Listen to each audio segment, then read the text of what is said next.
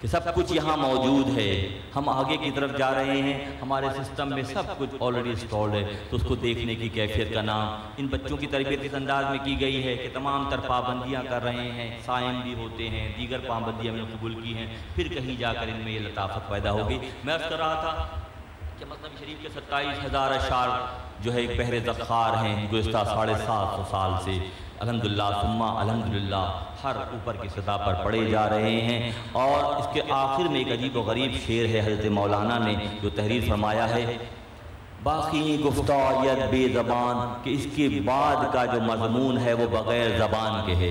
باقی گفتاریت بے زبان در دل آکس کے دارد نور جان، کہ جس کے دل میں اللہ سے محبت پیدا ہو جائے گی اس کے بعد کی منزلیں پھر وہ خود ہی طے کرے گا۔ ایک شاعر مثنوی نے یہ لکھا کہ جو یہاں تک پہنچ جائے گا اس کی اگلی منزلیں حضرت مولانا جلال الدین رومی رحمۃ اللہ علیہ بنفس نفیس طے کرائیں گے۔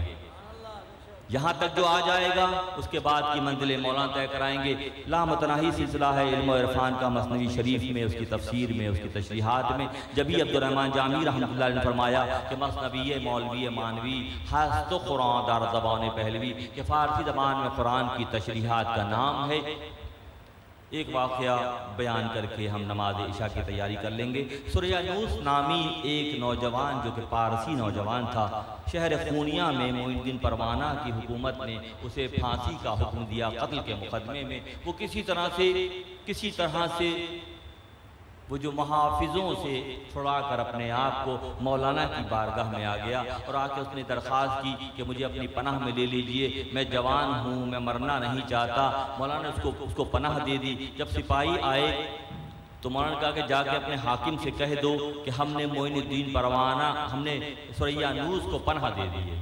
تو اس نے جا کے اپنے حاکم سے معین الدین پروانہ سے کہا، محافظوں نے، تو حاکم وقت نے، خونیہ کے حاکم وقت نے یہ کہا کہ ایک سریانوس کیا، اگر مولانا سفارش کریں تو ہم تمام قید خانوں کے دروازے کھول دیں گے۔ اللہ کے ولی کی سفارش قید خانوں کے دروازے کھلوا دیتی ہے۔ مولانا کی تربیت میں وہ سریانوس رہا، اس نے اسلام قبول کر لیا۔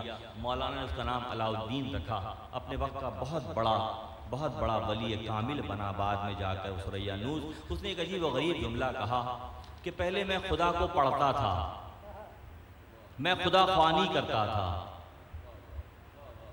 مولانا نے مجھے خدا دانی پر لگا دیا۔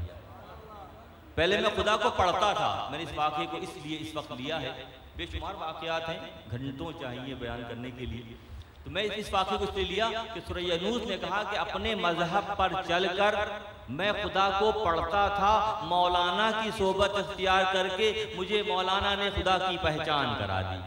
تو کیا 750-800 سال کا دور ہونے کو آیا، کیا آج وہی کیفیت نہیں ہے؟ توجہ دلانے کے لیے کہہ رہا ہوں، ہم قرآن خوانی کر رہے ہیں، ہم خدا خوانی کر رہے ہیں، ہم رسول خوانی کر رہے ہیں، اور ہم نماز خوانی کر رہے ہیں۔ ہم اس پڑھنے کی کیفیت میں ہیں، پہچاننے کا دور کب آئے گا؟ پہچاننے کا دور کب آئے گا؟ میرے مرشد شفیق قاضی شاہ شفیق احمد فاروقی جامعہ دورہ نے ایک موقع پر یہ فرمایا کہ نعت خواہ حضرات اس بات کو ضرور ذہن میں رکھیں کہ جن کے لیے وہ کلام پڑھ رہے ہیں وہ سامع ہیں، سن رہے ہیں۔ جس دن یہ کیفیت ہم پر طاری ہو جائے گی کہ ہم نعت خوانی کے دوران یہ سمجھیں گے کہ اللہ کے نبی سن رہے ہیں، تو ہمارا منظرنامہ بدل جائے گا۔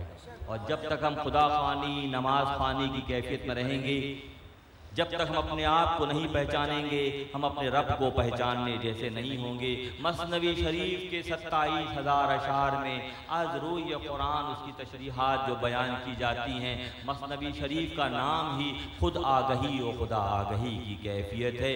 یہاں الحمدللہ ثم الحمدللہ گزشتہ 5 سال سے اسباق بیان کیے جا رہے ہیں۔ میرے شیخ کی نظر ہے، کچھ محبت کرنے والوں کی محبت کرنے والوں کی توجہ ہے، ان بزرگان عظام خلفاء کبار کا تعاون ہے، کچھ خاموش مجاہد ہیں جو اپنا حصہ ملا رہے ہیں۔ اس طرح سے مثنوی شریف کے فروغ کا یہ سلسلہ الحمدللہ ثم الحمدللہ، کیونکہ ایک اللہ کے دوست نے، میرے شیخ نے جب فرما دیا ہے تو ہمیں یقین کامل ہے کہ اسباب بڑھتے چلے جائیں گے اور ماحول منور ہوتا چلا جائے گا۔ میں دل کی گہرائی سے اپنی جانب سے خلفاء خلیفہ کبار کی جانب سے اور اپنے شیخ کی جانب سے تمام شرکائے مجلس کا تہہ دل سے مشکور ہوں کہ آپ نے اپنے وقت میں سے وقت نکال کر اس خانقاہ کو رونق بخشی، اور آئندہ کے لیے پیغام یہ ہے کہ کیا ہی اچھا ہو کہ ہم اپنے دنیا طالبی کے جو معاملات میں ہم لگے ہیں، خدا خوانی، رسول خوانی، نعت خوانی اور نماز خوانی کے جس دور میں ہم نسل در نسل پھنسے ہوئے ہیں، اس سے نکلنے کی پھر صورت یہ ہے کہ کسی ایسے سے اپنا تعلق جوڑ لو جو اللہ سے قریب ہو، کہ خفترا خفتہ کی کنات بیدار کہ جو سویا ہوا ہے وہ کیا کسی کو اٹھائے گا، کسی جاگے ہوئے سے تعلق جوڑنے کی ضرورت ہے۔ تو کہ یوسف نیستی یعقوب باش، اگر تم یوسف جیسی خوبصورتی اور سراپا نہیں رکھتے تو یعقوب کی طرح سے زاری اختیار کرو، کسی یوسف کا کرتا تمہاری آنکھوں کو روشن کر دے گا۔ تو کسی یوسف سے تعلق جوڑنے کے لیے ہمیں اپنے آپ کو، اپنے وقت کو اسپیئر کرنا پڑے گا، اور اللہ کے دوستوں کی صحبت صرف اس لیے اختیار کرنی پڑے گی کہ اللہ کی یک زمانہ صحبت با اولیاء بہترست سال طاعت بے ریا، کہ اولیاء اللہ کے ایک لمحے کی صحبت بے ریائی سینکڑوں سال کی عبادت سے بہتر ہے۔ وآخر دعوانا ان الحمدللہ رب العالمین۔ نماز عشاء اور اس کے بعد انشاءاللہ رقص درویش۔